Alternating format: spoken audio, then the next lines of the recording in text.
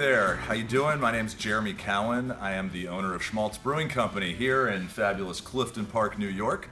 It is the beginning of our 21st year in business, which is mind-boggling to me. We just finished up our 20th anniversary class of 96 parties.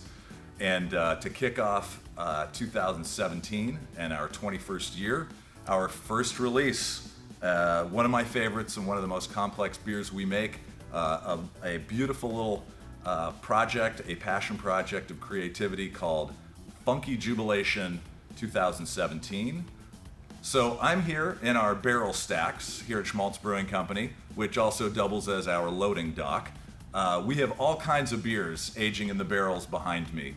Beers that we've produced over the last 2 to 3 to 4 years, aging in bourbon and rye whiskey barrels, all of which have been used 2, 3, 4, 5, 6 times sometimes.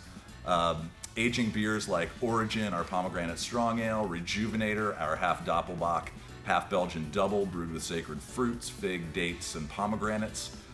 We also have some rye double IPA. We have St. Lenny's, our rye double IPA brewed with Belgian yeast. And the base every year of Funky Jewbelation, which is our funky version of the Jewbelation Anniversary series that we do every year.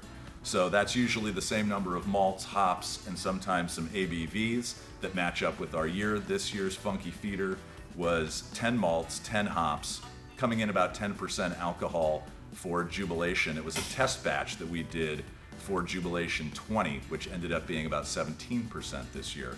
So the version that we have here is beautiful barrel-aged sour.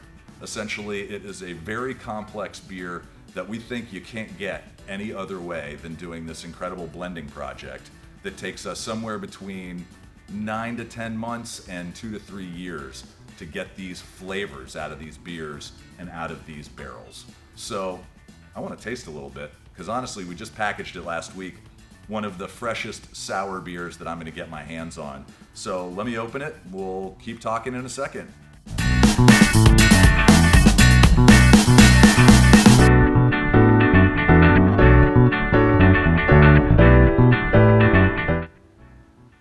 Wow. I mean, I could even smell this beer just from the glass being down here. This is really something special that we're very proud of. But I have to say, this was a complete accident in the very beginning. So if anybody's heard the story of Funky Jewbelation last year, I let the cat out of the bag. This was actually a salvage job.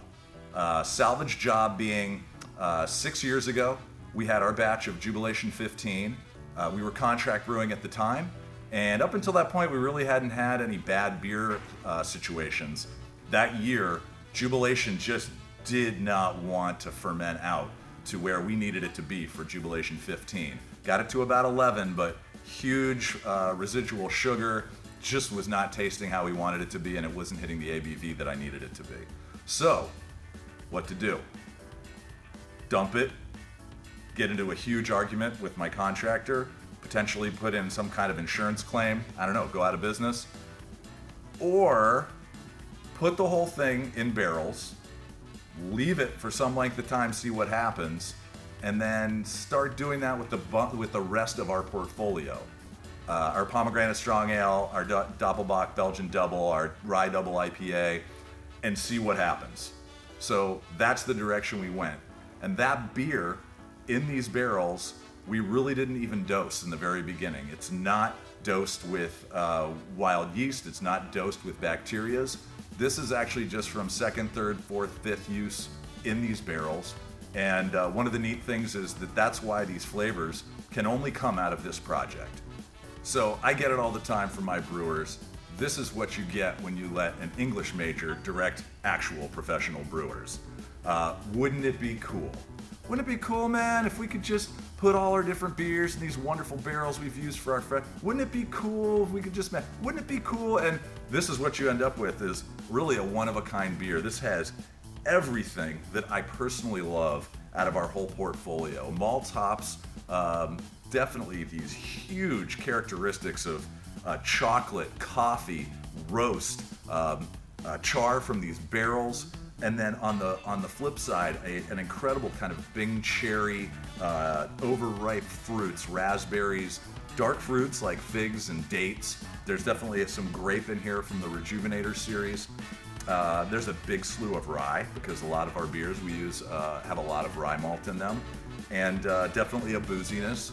You won't get the fresh bourbon and rye out of it, but there's a depth of the booziness that has aged over time from these barrels, which I'm really thrilled about.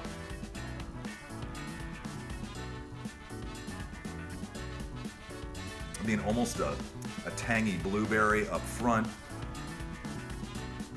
Definitely a little more pepper and rye spice and earthiness in the middle.